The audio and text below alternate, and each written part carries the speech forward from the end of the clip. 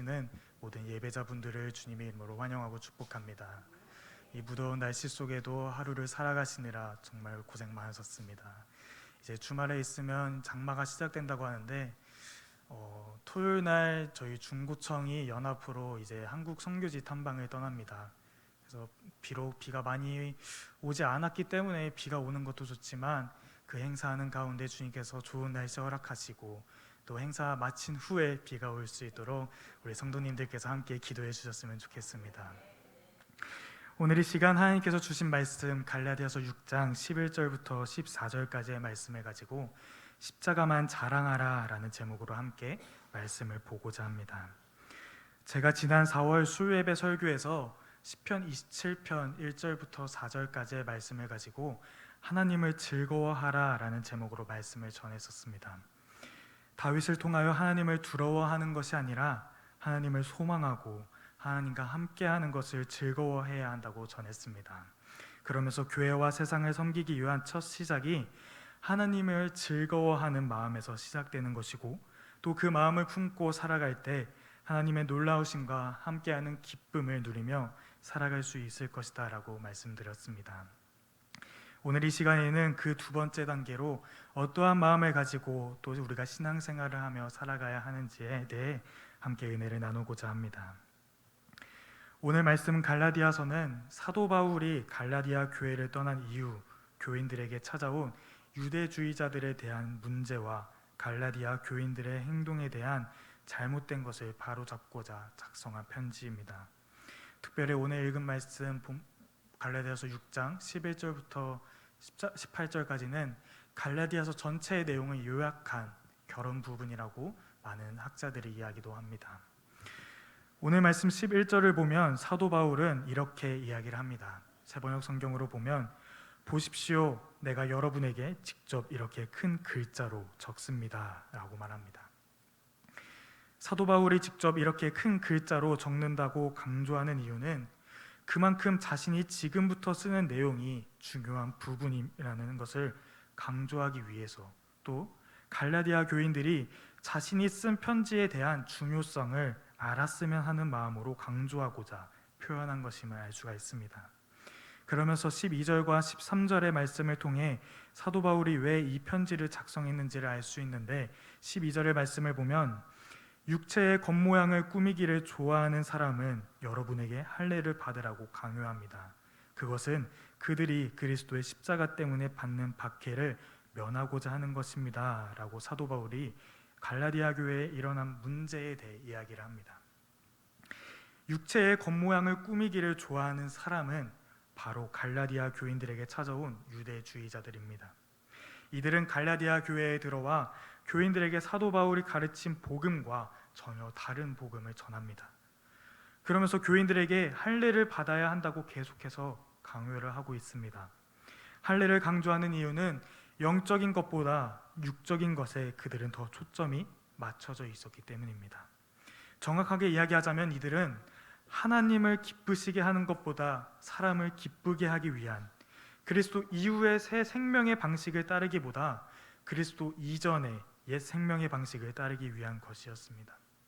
이들은 손쉬운 방법으로 남들 앞에서 좋게 보이려고 하는 것이었죠. 그래서 사도 바울은 유대주의자들에 대해 그들이 그리스도의 십자가 때문에 받는 박해를 면하고자 하는 것이다 라고 말하는데, 사도 바울이 그들을 그렇게 표현을 하는 이유는 유대주의자들이 바울의 전도 방법대로 할 경우 핍박을 받을 것을 알고 있었기 때문입니다. 사도 바울은 율법과 할례를 가지고 그리스도의 복음을 전하는 것이 아니라 그것과는 관계없이 믿음을 통한 그리스도의 복음을 전합니다. 근데 그 방법이 율법과 할례를 가장 중요시 여기는 유대인들에게 전한다면 사도 바울은 어떻게 되겠습니까? 그들에게 핍박을 받을 수밖에 없죠. 유대주의자들은 그것을 알고 있었기 때문에 그 핍박을 피하고자 갈라디아 교인들에게 율법을 강요하고 할례를 강요하는 복음을 전합니다. 사도 바울과 완전히 다른 복음입니다.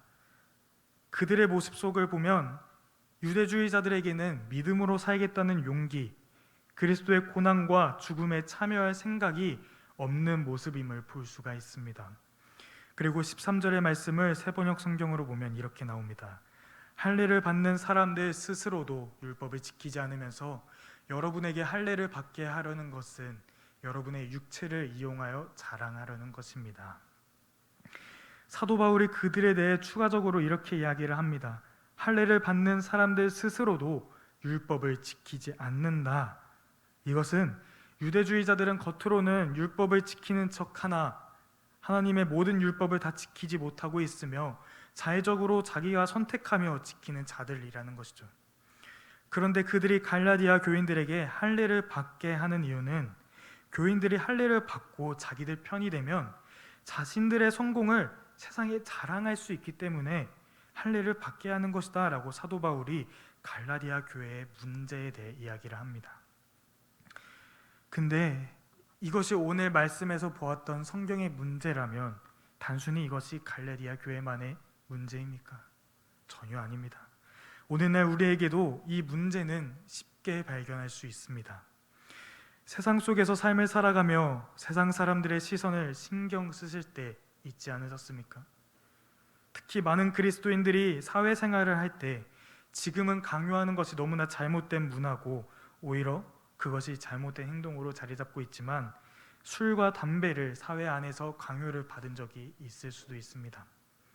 그리스도인으로서 술과 담배를 멀리하는 것이 맞고 또 그렇게 생각하고 삶을 살아가지만 가끔은 사회생활을 할 때 사람들의 시선과 생각이 두려워 결국에는 이기지 못하는 척 그것을 받고 따라하는 사람들을 볼 수도 있습니다. 그리고 코로나 시절 우리 기독교가 어땠습니까? 교회에서 수천 명의 코로나 환자들이 나오고 잘못된 목회자들의 행동으로 인해 많은 사람들이 기독교를 개독교라고 욕하며 교회를 욕하고 그리스도인들을 욕할 때 어떤 사람들은 내가 그리스도인임을 숨기고 세상 속에서 숨은 사람들도 있습니다. 비난과 핍박을 받기 두렵고 세상 사람들로부터의 시선을 피하고자 오늘 우리가 읽은 말씀에서 나온 유대주의자들처럼 행동을 하는 그러한 시간이 잠깐이나마 있었을 수도 있습니다. 저 또한 마찬가지입니다. 제가 군복무를 하던 시절에 이제 부대에 처음 배치를 받고 나면 저녁 점호 때, 첫날 저녁 점호 때 부대의 모든 병사들이 다 모입니다. 그러면 가장 낮은 2등병인 제가 이제 수많은 선임들 앞에 서서 전인 신고 같은 인사를 합니다. 그리고 선임들이 이제 돌아가면서 이제 신병들에게 무엇을 하다 왔냐, 또는 무슨 직업을 가지고 있었냐, 또는 뭐 여자친구 있느냐, 뭐 누나가 있느냐 등 다양한 질문들을 많이 합니다. 근데 항상 빠지지 않는 질문이 사회에서 무엇을 하다가 왔느냐라는 질문입니다. 제가 그 질문을 똑같이 받았고 저는 그 질문에 대해 저는 신학생이었습니다 라고 답을 했습니다. 근데 제 마음속 한편에도 내가 괜히 신학생이라고 했나? 그냥 기독교 교육과를 전공을 했으니 신학생이라고 하기보다는 교육과를 전공하고 왔다고 할걸 이라는 마음속에 그 한편에 그리스도인임을 숨기는 마음이 있었습니다. 신학교와 신학생이라는 이미지는 제가 생각했을 때 군대에서 좋게 보이지 않을 것 같았고 또 왠지 모르게 선임들로부터 놀림을 받을 것 같다는 생각을 제 마음속에 하고 있었기에 그런 생각을 했었습니다. 하지만 당시에 선임들 중 몇몇 선임들도 교회를 다니는 선임들이 있었고 또 주일마다 예배도 드리고 있었기에 제 생각과는 전혀 다른 반응을 보여주었습니다. 그리고 다행이라고 할지는 모르겠지만 부대 안에서 놀림을 받기보다 오히려 교회를 관리하는 병사로도 있었고 또 신병들이 오면 당당하게 그 신병들에게도 교회를 다니고 예배하는 것을 숨기지 말라고 이야기할 수 있으며 함께 예배할 수가 있었습니다. 그리고 요즘 젊은 세대들 가운데 활발하게 운영되는 SNS도 마찬가지입니다. 교회 다니는 것을 부끄러워하고 또 예배 드리는 것을 부끄러워하며 교회나 말씀에 대한 자랑보다는 세상에서 유행하는 것들로 나의 프로필을 가득 채우는 사람들도 있습니다. 이처럼 오늘 우리가 읽은 말씀의 문제는 단순히 성경에서만 나오는 과거의 이야기가 아니라 오늘날 우리가 살아가는 세상 속에서도 쉽게 발견할 수 있는 문제들입니다. 그래서 사도 바울은 오늘 이런 문제에 대해 갈라디아 교회 사람들에게 먼저 이렇게 이야기를 합니다. 오늘 우리가 읽은 갈라디아서 6장 14절의 말씀 세번역 성경으로 함께 읽도록 하겠습니다. 시작. 그런데 내게는 우리 주 예수 그리스도의 십자가 밖에는 자랑할 것이 아무것도 없습니다. 그리스도로 말미암아 내 쪽에서 보면 세상이 죽었고 세상 쪽에서 보면 내가 죽었습니다. 아멘. 사도 바울은 12절과 13절의 내용을 통해 유대주의자들에 대한 정체성을 밝히고 그들이 가지고 오는 문제가 무엇인지에 대해 설명을 해줬습니다. 그리고 갈라디아 교인들에게 자신이 전하고자 하는 메시지를 14절을 통해 이야기를 하고 있습니다. 14절 상반절을 보면 그런데 내게는 우리 주 예수 그리스도의 십자가 밖에는 자랑할 것이 아무것도 없습니다 라고 사도 바울이 고백하는데, 당시 십자가라는 것은 정말로 큰 죄를 지은 죄인이나 노예들이 받을 수밖에 없었던 최고의 사형 제도 중 하나였습니다. 그래서 십자가는 유대인들에게 있어 거리감을 두고 싶은 존재였죠. 그런데 사도 바울은 이 십자가가 자신의 유일한 자랑이라고 고백을 합니다. 왜냐? 십자가에서 죽으시고 부활하신 예수 그리스도를 통해 율법과 관계없이 하나님의 구원과 심판의 능력이 나타났다는 것을 사도 바울은 알고 있었기 때문입니다. 로마서 3장 22절부터 26절의 말씀을 세번역 성경으로 보면 이렇게 이야기를 합니다. 그런데 하나님의 의는 예수 그리스도를 믿는 믿음을 통하여 오는 것인데 모든 믿는 사람에게 미칩니다. 거기에는 아무 차별이 없습니다. 모든 사람이 죄를 범하였습니다. 그래서 사람은 하나님의 영광에 못 미치는 처지에 놓여 있습니다. 그러나 사람은 그리스도 예수 안에서 얻는 구원으로 말미암아 하나님의 은혜로 값없이 의롭다는 선고를 받았습니다. 하나님께서는 이 예수를 속죄 제물로 내주셨습니다. 그것은 그의 피를 믿을 때에 유효합니다. 하나님께서 이렇게 하신 것은 사람들이 이제까지 지은 죄를 너그럽게 보아주심으로써 자기의 의를 나타내시려는 것이었습니다. 26절 함께 읽도록 하겠습니다. 하나님께서 오래 참으시다가 지금 이때에 자기의 의로우심을 나타내신 것은 하나님은 의로우신 분이시라는 것과 예수를 믿는 사람은 누구나 의롭다고 하신다는 것을 보여주시려는 것입니다. 아멘. 모세와 예언자들이 말한 하나님이 바로 세우시는 일이 이제 예수 그리스도께서 바로 세우시는 일로 나타났습니다. 율법은 우리가 죄를 인식하게 할 뿐 그것을 전부 지키지 못하고 우리가 죄인으로 하나님께서 뜻하시는 영광스러운 삶을 살아갈 능력이 도움이 되지 않았습니다. 오히려 우리가 죄를 인식하는 그러한 방향으로 잡아줄 뿐이었죠. 그래서 하나님의 일하심으로 예수 그리스도를 통하여 우리의 죄를 용서해 주시고 예수 그리스도를 믿는 믿음을 통하여 하나님의 의로우심 안에서 살아갈 수 있도록 해주셨습니다. 하나님께서 우리가 율법을 통하여 구원을 받는 것이 아니라 예수 그리스도가 십자가에 못 박혀 죽으시고 흘리신 피로 인해 우리의 죄를 용서받았고 예수 그리스도를 통하여 우리가 이제 하나님 앞으로 나아갈 수 있게 된 것이죠.